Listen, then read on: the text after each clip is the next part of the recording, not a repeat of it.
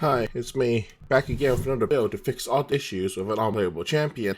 Someone told me to add music to my videos, so here you go. But first, I'm gonna have to give an excuse for why it's taken me so long to make this video. I was recording footage for this video, then I had a stroke playing this utterly worthless champion. I was committed into making this video, so I kept playing, even though I had a stroke. And it hurt like hell. But then it worsened into a hemorrhage, and I started bleeding out of one of my eye. Then my teammate said, "I hope you have a fucking stroke and die." And before I head back to the hospital for a checkup, I've decided to finish this video. Most of us, at some point in our lives, have abandoned a project halfway through. But most of us don't have that abandoned project sitting in full spotlight in the dead center of every champion select lobby, permanently displaying it to all the player base in a game that will be widely considered as the most played game in the last decade. This is the Star Forger, Aurelion Sol, from League of Legends. Let's look at his patch history. Ignoring the bug fixes, last time Aurelion Sol had changes was in patch 10.4, which was on the 18th of February 2020.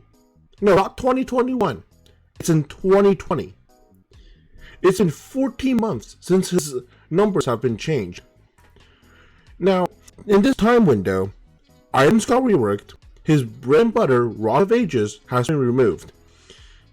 6 champions have been released, 2 champion reworks, 4 if you count Anivia and Akali's as a champion rework. It's no secret that League of Legends is ignoring this champion.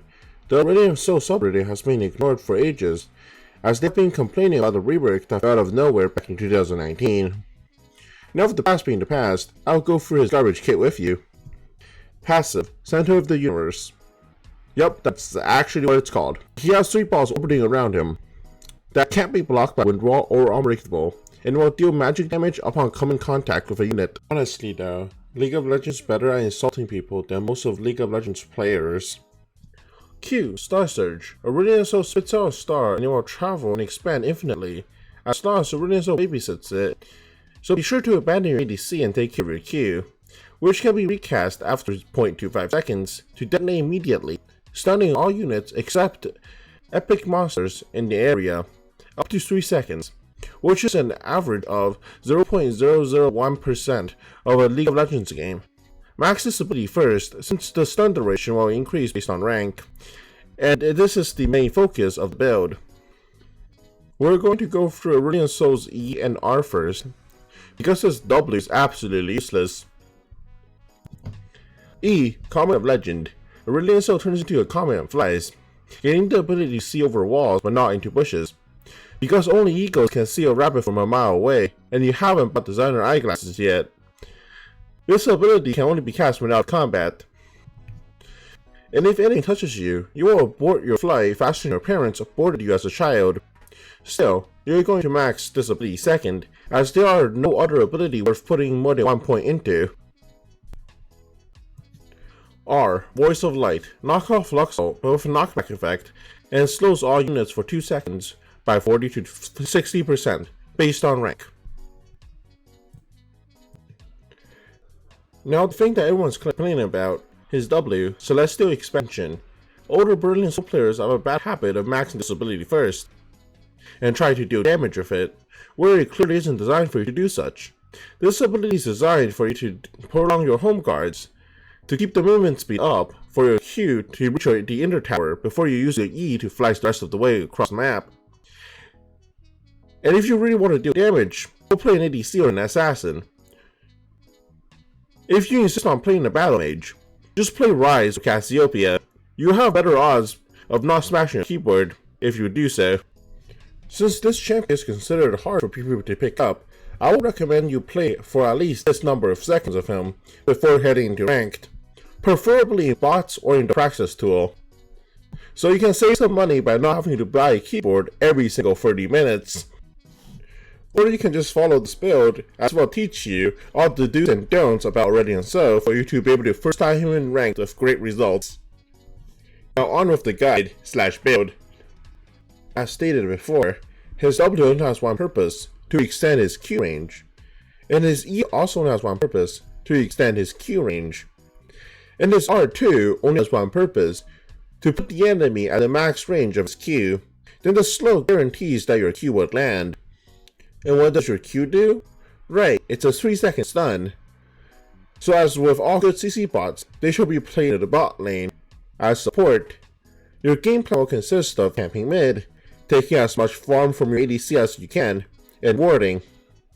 Therefore, as soon as you hit level 3, you're going to walk into river, regardless of your minion wave, regardless of your ADC's health, regardless of your mid laner's health and the enemy mid laner's health, and regardless of where your junglers are at. You're just going to do the following. Right click mid lane, then click Q, then W twice. After that, click E, where you have previously clicked. And watch as you fly in with a nuclear bomb. Hence, the build being called Boeing B-29 Superfortress, as this is an aircraft that delivered the 2 nuclear bombs that were dropped on Japan. So you're gonna imagine mid lane's Japan, and the 2 areas between the pillars is Hiroshima and Nagasaki. They will be a primary bombing location for the entire laning phase. Now that the laning phase is over, and your mid laner is 10-0, it's on you, the CC bot, to start team fights. So first, you're going to line up the entire area with wards. Then, do the following. Turn on minimap movements. Click Q on the minimap. Right click the area. Click W again. Wait for your Q to go head into max range, then click E. And watch as you fly over with another fucking nuke. For now on with the ruins. You're going to take Guardian for reasons I'll explain later. Font of Life, as it will let your Q heal your allies. Conditioning, for reasons I'll explain later. Revitalize, to increase the effectiveness of Barrier and Font of Life. Then open your sorcery. Take Transcendence, so you can fly more often. And then Jesus, so that you can take off from bot lane and have your Q deal 0.7 more damage at level 3. Then sacrifice your firstborn to the Lord and Savior for a chance of getting Ocean Cell. Before I get into items, I must tell you that you must take Barrier on D, since a trio of Barrier, Guardian, and Revitalize should be able to double your health in shields.